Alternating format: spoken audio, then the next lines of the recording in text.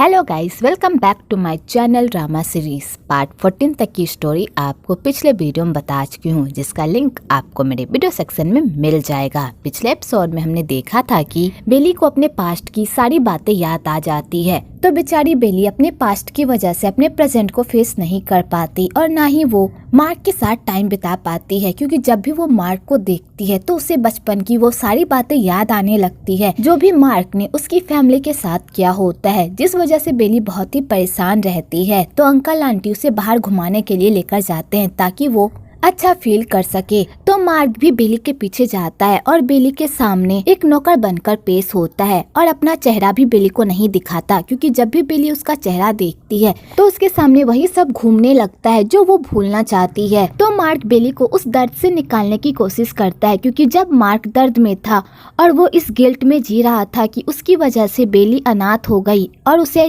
दर दर की ठोकर खानी पड़ी, तो बेली ने ही उसे सपोर्ट किया था और उसने ही उसे उसकी गिल्ट से बाहर निकाला था। तो अब मार्क की बारी है कि वो बेली के गिल्ट को उसके अंदर से बाहर निकाले और उसे उसके दर्द से आजाद करके प्रेजेंट में जीना सिखाए। तो मार्क एक नौकर बनकर बेली के साथ टाइम स्पेंड करता है और उसे खुश रखने की कोशिश करता है, पर बेली उसकी बातों से समझ जाती है कि ये मार्क है। तो बेली कहती है, मैं तुमसे नफरत नहीं करती, इसलिए अब तुम्हें अपना चेहरा छुपाने की कोई जरूरत नहीं है। बस मैं थोड़ा सा अपने आप से ही नाराज हूँ, इसलिए मुझे थोड़ा टाइम चाहिए खुद को संभालने का। तो मार्क कहता है, तुम्हें जितना टाइम चाहिए मैं तुम्हें उतना टाइम दूंगा। जिस तरह तुमने मुझे सपोर्ट किया था उसी तरह मैं तुम्हें सपोर्ट करूंगा और तुम्हारे इस दर्द से तुम्हें बाहर निकालूंगा। और मार्क अपनी बातों से बेली को शांत करने की कोशिश करता है, तो बेली भी शांत हो जाती है। इधर चारिन बहुत ही खुश हो रही होती है निक की मौत से और वो बहुत ही खुशी खुशी निक का अंतिम संस्कार भी करती है, लेकिन लोगों के सामने ऐसा प्रिटेंड करती है कि उसे निक के जाने का बहुत गम है। आगे बेली मार्क से पूछती है, तुम आगे क्या करने वाले हो? तो मार्क कहता है, मुझे पता है कि निक को चारिन ने ही मारा है, तो मैं चारिन को उसके पापों की सजा देकर रहूंगा। तो बेली कहती है, मैं तुम्हें एक बात बताना भूल गई थी, तुम्हारे पापा जिंदा हैं। जिस एरोप्लेन का एक्सीडेंट हुआ था उस एरोप्लेन में तुम्हारे पापा नहीं थे। तुम्हारे पापा मेरे साथ मेरे प्लान में आए थे। शायद उन्हें चारिन के प्लान के बारे में पता चल गया था, इसलिए उन्होंने अपनी प्लानिंग शुरू कर दी थी। शायद इसी वजह से उनकी जान बच गई। जब तुम उस हादसे की वजह से पूरी तरह टूट गए थे और पागलों की तरह कर रहे थे, तो तुम्हारे पापा और मैं ये सब देख रहे थे। मैं तुम्हें उस दर्द में नहीं देख पा रही थी। मैं तुम्हारे पास जाना चाहती थी, पर तुम्हारे पापा ने मुझे रोक लिया था, जिस वजह से मैं तुम्हारे पास नहीं जा पाई। लेकिन बाद में उन्होंने खुद मुझे तुम्हारे पास जाने की परमिशन दे दी थी, क्योंकि वो भी तुम्हें दर्द में नहीं देख पा रहे थे। तो मार्क ये सब सुनकर तो पूरी तरह शॉक्ड हो जाता है। तो बेली कहती है, अब तो तुम्हें पूरी सच्चाई पता चल गई है ना, तुम अब क्या करने वाले हो? तो मार्क कहता है, मैं वही करूंगा जो मैंने सोचा था। और मार्क बेली को लेकर घर वापस आ जाता है। तो बेली घर में जैसे ही आइली को देखती है तो वो आइली को देखकर खुश हो जाती है। आगे आइली सबसे पूछती है कि उसके पापा कहाँ पर है। तो उन लोगों को मजबूरन आइली को बताना पड़ता है कि उसके पापा अब इस दुनिया में नहीं रहे।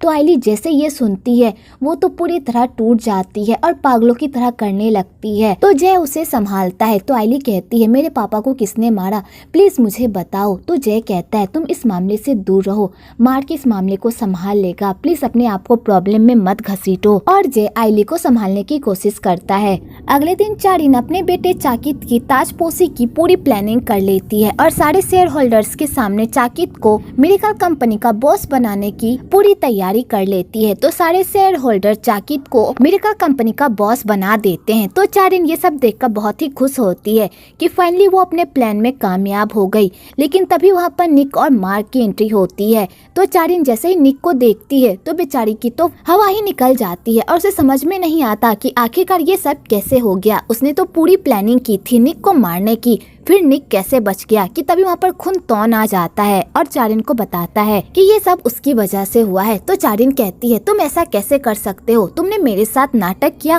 तुम मेरे साथ नहीं थे बल्कि तुम निक के साथ मिले हुए थे, मैं तुम्हें नहीं छोड़ूंगी। तो खूनतौन कहता है, तुम्हें क्या लगता है कि मैं अपने मालिक से गद्दारी करूंगा? बिल्कुल भी नहीं, उन्होंने मेरे लिए बहुत कुछ किया है, तो फिर मैं उनसे गद्दारी कैसे कर सकता हूँ? तो निक कहता है, तुमने प्लानिंग तो बहुत ही अच्छी की थी मुझे मारने की, लेकिन तुम अपने ही प्लान में फंस फंस गई। तुम्हें क्या लगता है कि तुम इस कंपनी को आसानी से हथिया लोगी? ये कंपनी मैंने बहुत ही मेहनत से बनाई है और ये कंपनी मेरे बेटे की है और मेरे बेटे की ही रहेगी।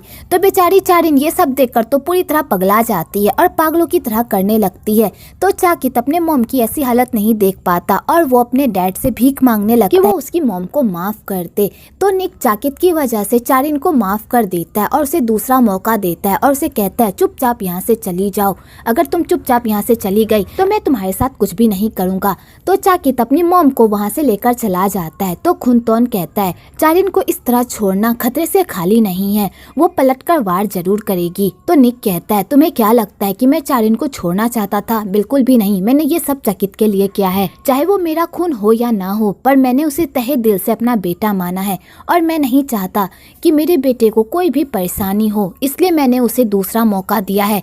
इसलिए तुम चारिन पर नजर रखो और उसकी हर हरकत पर, ठीक है? तो खुनतोन कहता है ठीक है सर। आगे चकित चारिन को समझाने की कोशिश करता है कि वो सब कुछ भूलकर आगे बढ़े और यहाँ से चली जाए, पर चारिन अपने बेटे की एक बात भी नहीं मानती और कहती है उन लोगों ने जो मेरे साथ किया है मैं उसका बदला लेकर ही रहूंगी, मैं मार्क को भी वही दर्द दूंगी जो मैंने निक को दिया था। तो चारिन सीधा मार्क के घर जाती है और वहाँ पर सबको गोली मारकर बेली को लेकर वहाँ से चली जाती है। तो वो लोग बेली को बचाने की बहुत कोशिश करते हैं पर वो नहीं बचा पाते क्योंकि उन लोगों की हालत ठीक नहीं रहती। तो जय सीधा मार्क को कॉल कर देता है कि चारिन ने बेली को किडनैप कर लिया है। आगे चारिन बेली को मारने लगती है तो चाकित बीच में आ जाता है और कहता है मम मैं इस लड़की से बहुत प्यार करता हूँ, इसलिए मैं इस लड़की के साथ कुछ भी बुरा होने नहीं दूंगा, इसलिए आपको बेली को छोड़ना पड़ेगा। पर चारिन अपने बेटे की भी बात नहीं सुनती और यहाँ पर दोनों में बहस होने लगती है कि तभी वहाँ पर खुनतोन आ जाता है और वो चारिन को रोकने लगता है। तो बेली इसी मौके का फायदा उठाकर वहाँ से भाग जाती है। तो चकित भी उसके पीछे जाता है और बेली को अपने साथ रहने के लिए मजबूर करता है, पर बेली उसकी एक बात भी नहीं मानती क्योंकि वो मार्क से प्यार करती है ना कि उससे। दूसरी तरफ चारिन और खुनतोन में जमकर लड़ाई होती है। तो खुनतोन चारिन को सूट नहीं कर पाता क्योंकि वो उसके बेटे की माँ होती है और वो नहीं चाहता कि उसके बेटे के ऊपर से माँ का साया हटे। तो चारिन ये बात बखूबी जानती थी कि खुनतोन उसे कभी भी नहीं मार सकता। तो चारिन एक प्लान बनाती है और अपने बेटे के मरने का सामने नाटक करती है और उसे ये कहती है कि खुनतोन ने उस पर गोली चलाई है। तो चाकित ये बात सुनकर तो गुस्से में आ जाता है और वो खुनतोन को मारने के लिए चला जाता है। तो खुनतोन भी अपने बेटे को नहीं मार सकता क्योंकि वो उसका अपना बेटा है। तो खुनतोन चाकित को समझाने की बहुत कोशिश करता है पर चाकित उसकी बात ही नहीं सुनता, उल्टा उससे शूट करने की कोशिश करता है। दूसरी तरफ चारिन इसी मौके का फायदा उठाकर बेली को किडनैप कर लेती है और उसे अपने साथ बीच पर लेकर जाती है। तो बेली चारिन से कहती है आखिरकार आप मेरे साथ ऐसा क्यों कर रही है, मैंने आपका क्या बिगाड़ा है? तो चारिन कहती है तुमने मेरा कुछ नहीं बिगाड़ा है, लेकिन तुम ऐसी चीज हो जिसके जाने से मार्क को वही दर्द होगा जो निक को हुआ था। मार्क तुमसे बहुत प्यार करता है ना, अगर तुम इस दुनिया से चली गई तो मार्क को भी वही दर्द सहना होगा जो निक ने सहा था। तो बेली कहती है आपके कहने का क्या मतलब है? तो चारिन बेली को बता देती है कि उसने ही मार्क की मॉम को मारा था और इसका सारा इल्जाम उसके भाई पर आ गया था। तो बेली जैसे ये सुनती है कि मार्क की मॉम को चारिन ने मारा था लेकिन इसका सारा इल्जाम उसके भाई पर आ गया जिस वजह से निक ने उसकी पूरी फैमिली को जान से मार डाला।